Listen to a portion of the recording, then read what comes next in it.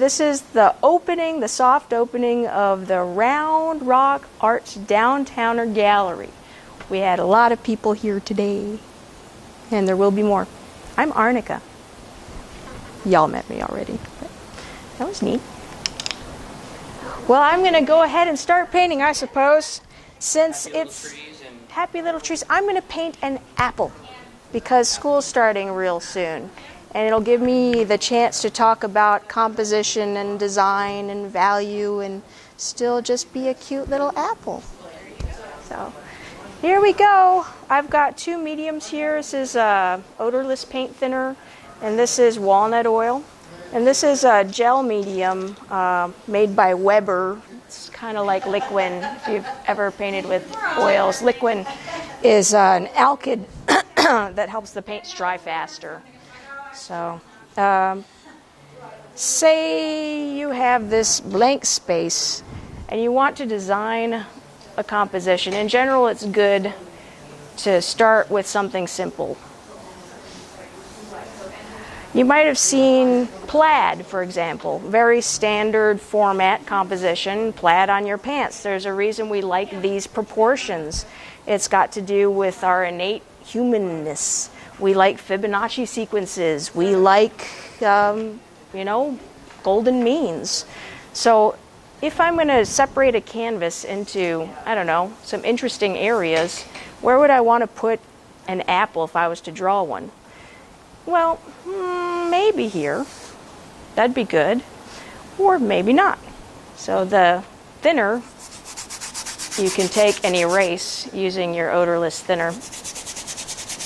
And unlike turpentine, it doesn't stink up the whole house, which is why I appreciate it.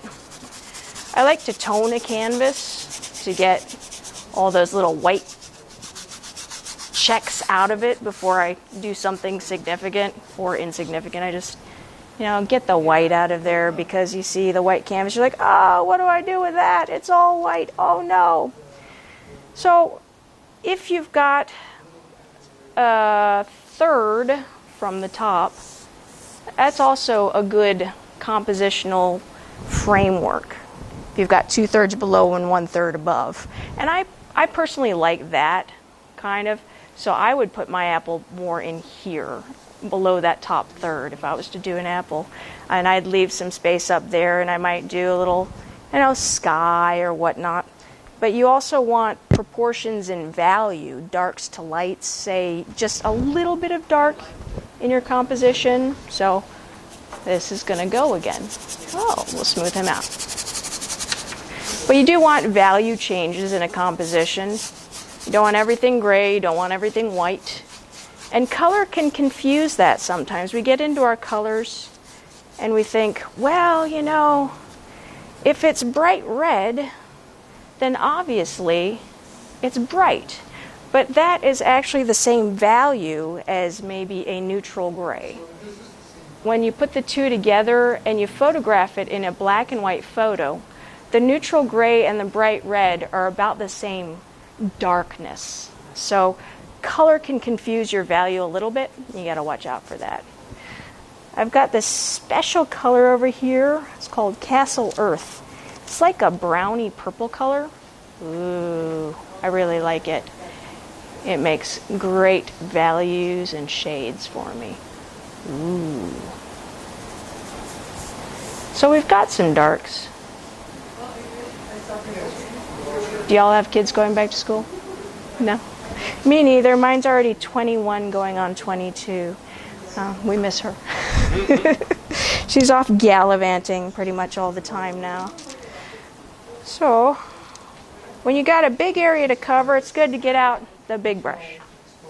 Ooh. I'm going to keep this lighter up here. I'm going to pretend that, like our real environment, the light's coming from over there. So we've got light up there. And color is fun. So let's put some green in here. Since we're going to have a red apple, kind of a muddy green. Mud. Ooh, there's some teal mixed up in there too. The fun with the big brushes is if you don't mix it thoroughly, you get wonderful effects pretty readily. Palette knives can do that too. So, we want to get our highlight on the apple. It would be kind of over here maybe, if say the sun was streaming in our windows on this lovely August day. But I've got a shadow on this side. What do I do about that? Well, I can actually bring it around the whole apple. And I actually like to surround the things I'm painting so that I'm not painting lines, but I'm painting over and above and around everything, where kind of the light falls into it and around it and surrounds it, and the dark also kind of, you know, is more specific down here.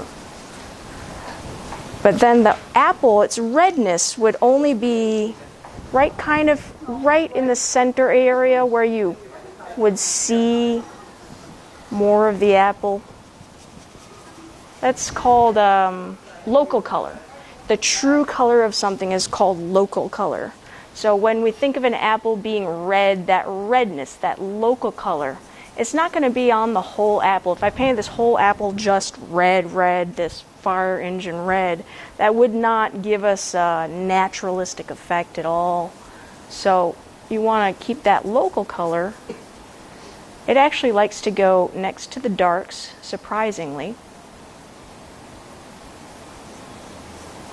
and next to the lights. As you know, pretend this is Red Delicious apple. They're kind of a violet hue, aren't they? They're not really fire engine. They're kind of more of a violet. So we'll add some of this alizarin crimson. Get that Red Delicious color into there. Now, this is what I'm talking about. I like to get my edges kind of harmonious in the picture plane by painting over and around multiple times. I don't like sharp edges on things. Your eyeballs don't usually see sharp edges unless you're really focused in on something. If you're paying attention to, I don't know, a jigsaw puzzle, then you'll really see the sharp edges. Like maybe at that top edge where the light comes in. Not so much though. But our eyeballs like fuzzy things.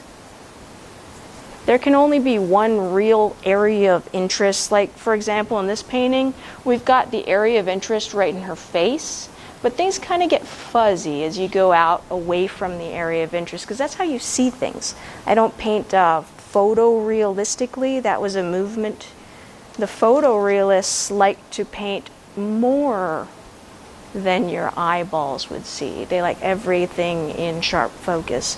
This is more, I guess, impressionistic would be where it's derived from. Yeah. Impressionism liked the idea of the light hitting something and affecting the surface and bouncing into your eyes and getting that scintillating color. So they would put colors next to each other instead of blending them so smoothly up in each other. They would say put a nice red, and then they'd go and get something else right next to it. Something ridiculous maybe. Let's put a blue spot on it in the shadow. Just instead of mixing it, they put them next to each other so that your eyeballs would be stimulated by the not combined colors. And I think that's kind of fun the way they did that. I like having fun. So fun is good. And I like to balance. Since I have this tiny bit of blue here, compositionally, that'll be my minimal line to that original composition I did where we had the one line here and one line there. The smallest amount, I'll have like a little bit there and a little bit there just to balance it out visually. And that usually works pretty good. Oh, filling in our apple. And it's got to get some mud. We see things kind of muddily, I think, as humans. And the more mud you can get up in your colors, the more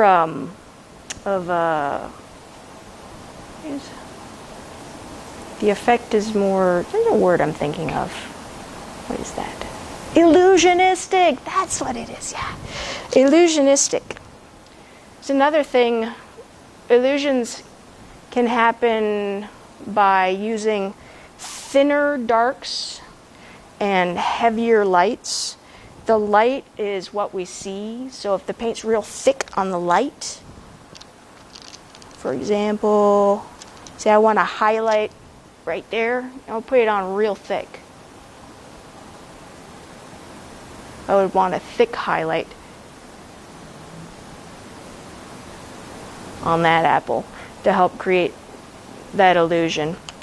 Whereas down here in the shadow, I want to leave that kind of thin and sketchy so we can see through it, because that's what shadows are. They're real see-through.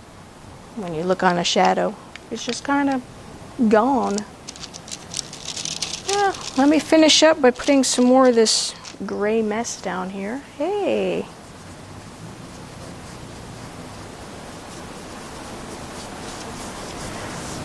Thin it out. And the red next to the green is kind of fun. We've got that red-green magical color combination. We have our school apple. Thanks. It was fun to do. Thanks for watching. I was a terrible child. My brothers called me garbage touch because I broke all their stuff. Because I was always experimenting with it. You know, whatever.